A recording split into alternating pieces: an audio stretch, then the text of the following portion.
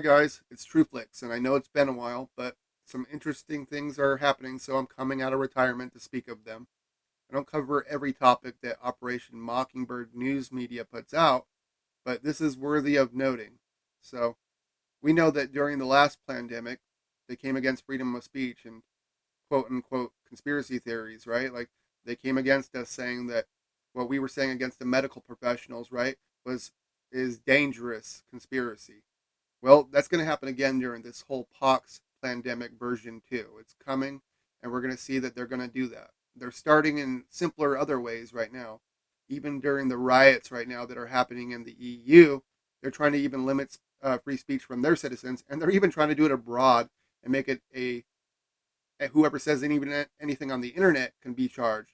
They're trying to like link that even to America, like where you can be extradited, which is kind of silly, but who knows? They might be able to pull it off. We know that England, America, all these other countries, they're all together, even though they act like they're against each other or that they're not.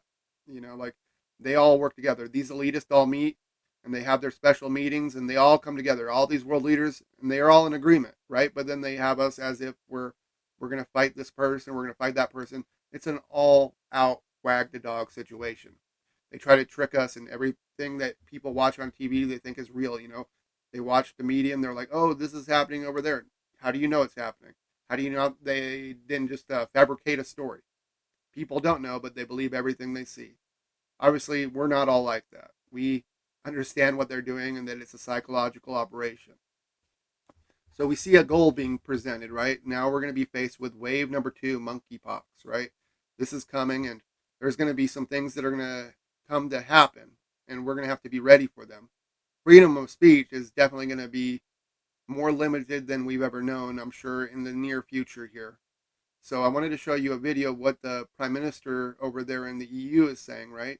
Of what he's trying to do to people in America speaking on the internet. I'll show you that video here. British authorities are threatening to hold Americans accountable for online activity the British police blame for stoking violent riots happening on their streets. Here's national correspondent Kayla Gaskins. The worst riots the United Kingdom has seen in years, fueled by false information spread online. Rumors claiming a Muslim asylum seeker is the one responsible for a mass stabbing that left 3 children dead and several more injured at a Taylor Swift-themed event. The suspect, however, is a 17-year-old UK citizen born in Wales to Rwandan parents. The head of police now threatening extradition and jail time to U.S. citizens for online posts allegedly egging on the violence from afar. If you're a keyboard warrior, you're not safe from the law if you incite violence. Giving this response when a Sky News reporter asked about the controversial comments made by the riots on X by Elon Musk. We will throw the full force of the law at people. And whether you're in this country committing crimes on the streets or committing crimes from further afield online, we will come after you. UK authorities have already arrested their own citizens for online activity. For example, a 55-year-old woman was arrested for publishing written material to stir up racial hatred and false communication. 2 other British men also arrested for social media posts. The Prime Minister sending this warning. I guarantee you will regret taking part in this disorder, whether directly or those whipping up this action online. We spoke with Aaron Turr with the Foundation for Individual Rights and Expression. The government absolutely should arrest and prosecute anyone engaged in political violence, but in times of unrest, governments have a tendency to overreach and to undermine civil liberties like freedom of speech in the name of public safety. UK laws surrounding free speech are different than those here in the U.S. And while it's not impossible, it's highly unlikely British authorities will go after U.S.-based social media posters like Elon Musk for violating British laws in an online space. I'm Kayla Gaskins reporting. Well, that sure is interesting. Obviously, they've been pumping these Mossad ISIS agents into the EU for quite some time, and they've been destabilizing the area, trying to bring in Sharia law, and that's all by plan. Obviously, the United States has used this proxy army before to do other things and act like it wasn't them, right? But indeed, they actually own this proxy army. But that's not what's really interesting to me.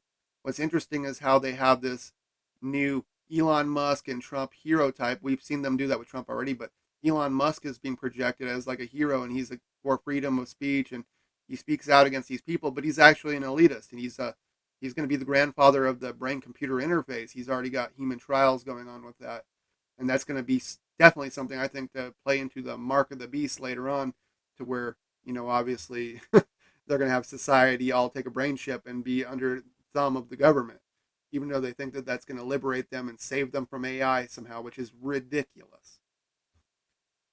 So let's pay attention to where this goes. You know, they're going to be bringing in this new anti-hero hero thing going on, and that somehow that these people are against the establishment when they are part of it.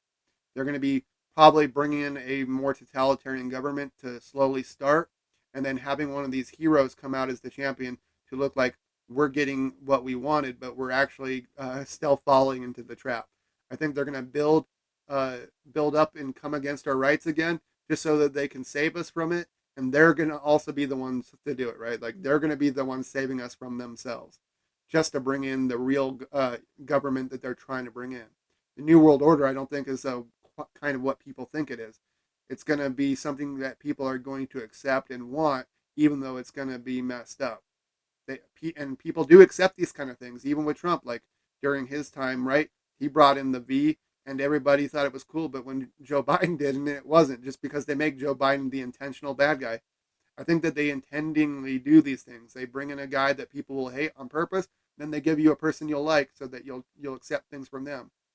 People don't bat an eye when he came against bump stocks and against red flag, and when he brought red flag laws in, they didn't even bat an eye at Trump.